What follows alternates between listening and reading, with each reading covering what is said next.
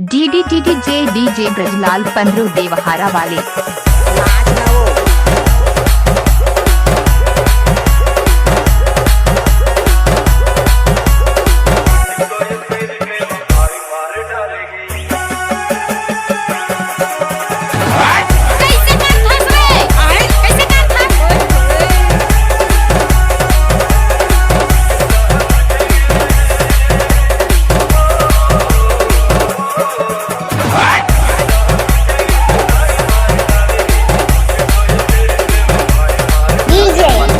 काट रही हो और अभी तो रुको, क्लाइमैक्स अभी। डीजे ब्रजलाल पंद्रू देवहारा वाले।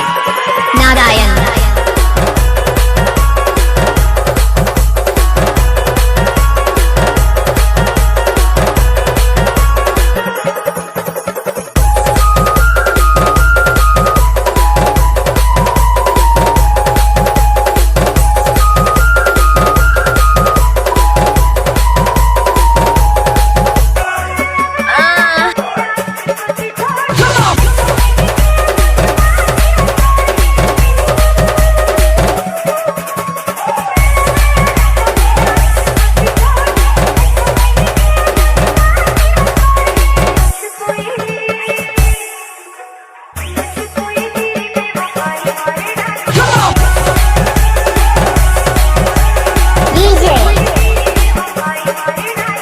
नारायण